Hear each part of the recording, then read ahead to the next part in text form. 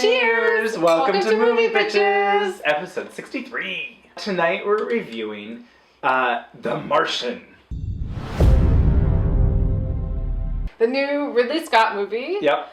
Starring Matt Damon. Yep. Where he's a astronaut but gets stranded on Mars and has to be saved. First of all, because some people were confused, this is not a real story.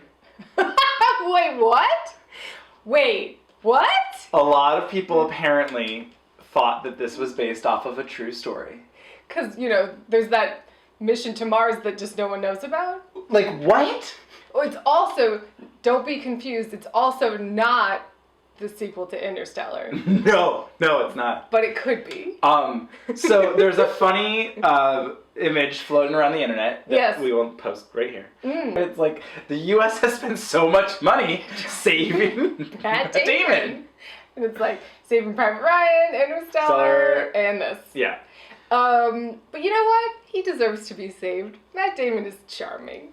You don't find him charming? Okay, so here's an interesting thing. Okay. I don't find him charming. Okay. There's certain parts of this movie where he's like trying to be charming, and to me it just came off as like swarmy. Well, so here's the thing. The script is very... terrible? No, it's very like witty.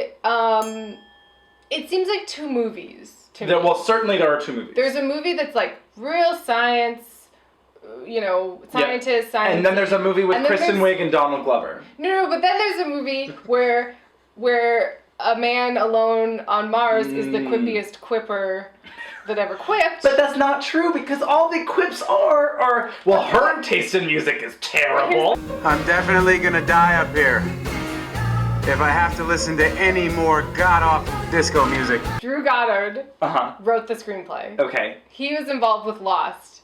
Thank God it wasn't Damon Lindelof. That's all I can say about that. Yeah. He was also involved with a bunch of Joss Whedon projects like Buffy the Vampire Slayer and stuff.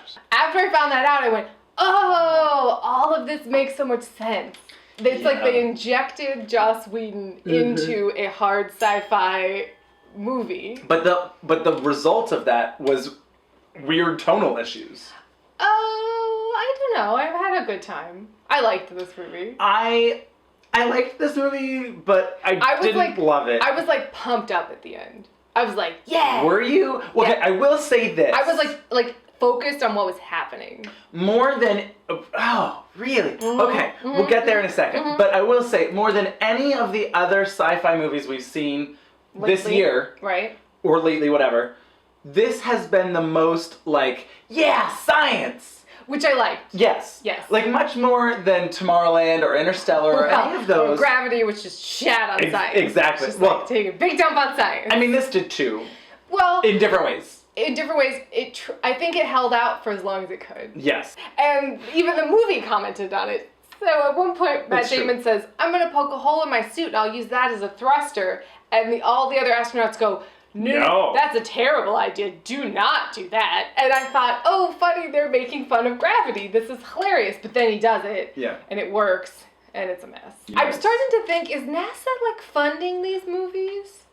Because it was like a 2.5 hour like NASA, you know, PSA or whatever. Video, exactly. Basically. I mean, it was like. It was. And you know what? It worked because I was like, fuck yeah, if I knew how to do math and science. It did work well. Since Space Camp, certainly the best movie that made me want to be an astronaut. I specifically didn't see this movie in 3D. Oh God, me either. And I can't imagine having to read all of that in 3D. Oh. And then there's always crap on the screen that's like, this much oxygen, this much that, whatever. In 3D. I'm so glad I didn't see it. Yeah, that would have been annoying. But that's my own issue. Yeah. I'm sure it's great.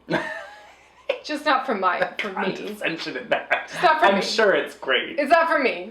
Me either. There was a lot of characters. There were. I thought it managed it pretty well.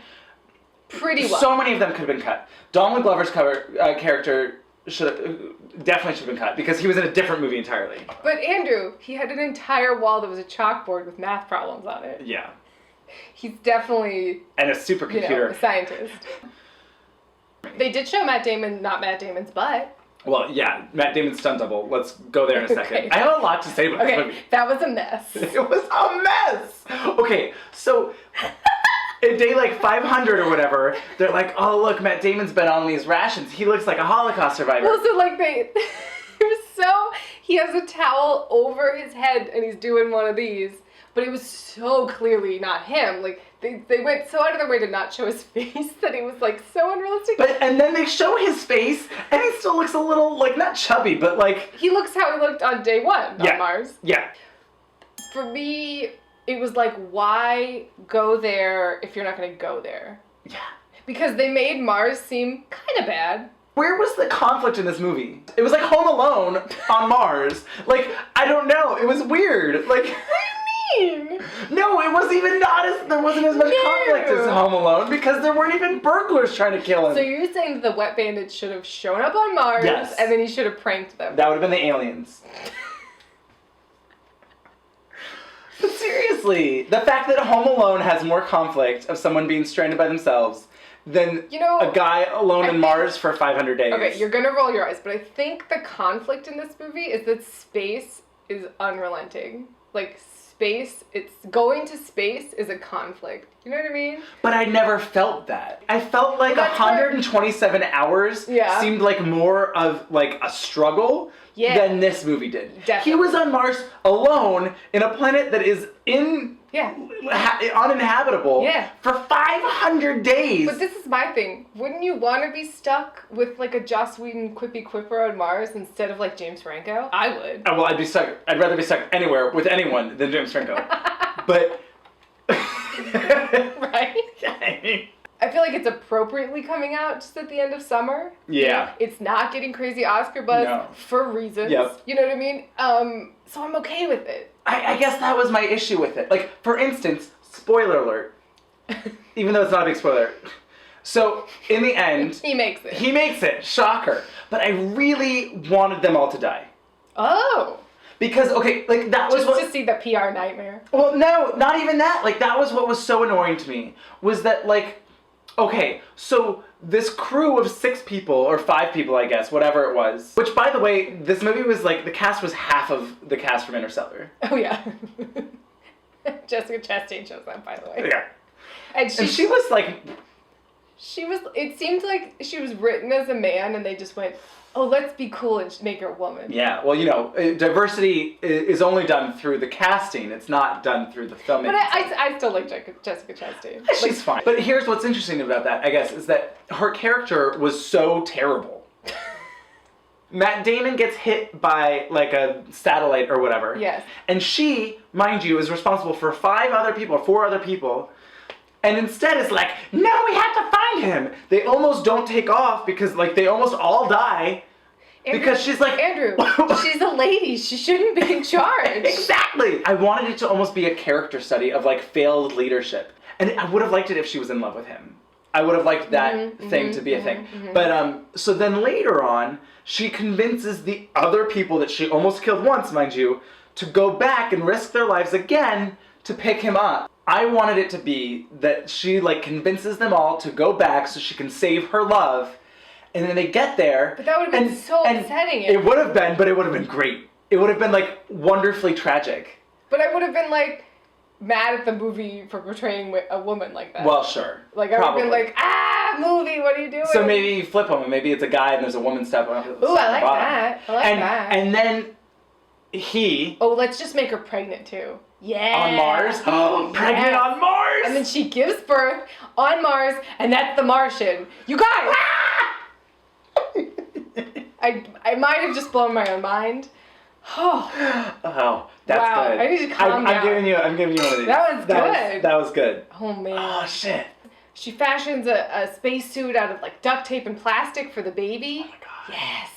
And maybe there's, like, a robot that can help. But then they can't reach her at the end, so she has to, like, throw the baby like a football. So the baby makes it, but she doesn't make it. I'm just picturing a little child in a spacesuit on a tether, like an umbilical cord. And that's the image of the poster. Yes. Like, made an umbilical cord in space. The Martian. Ooh, you know what I'm thinking? Get rid of Matt Damon. Yep. I know you're already on board. Yep. Replace him with Michael Fassbender.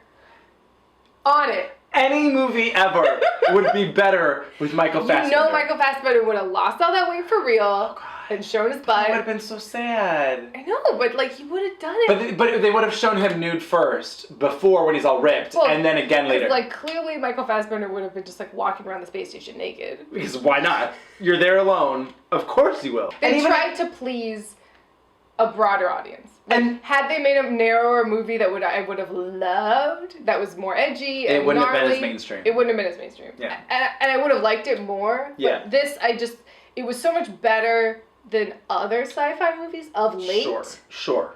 And it was so much better than Prometheus. Oh, well. Because it was actually made sense. It was weird. It did like make sense. Prometheus made so little sense that he tried to overcompensate and be like, I'm going to explain every single math detail. I mean, I agree. It was fun. It was fluffy. It was entertaining. Yes. But you had to. But I didn't think that it was a great movie. Okay. And I don't think I would watch it again. I thought it was very entertaining. That's what I would say. I would say it was just entertaining. Cheers. Cheers.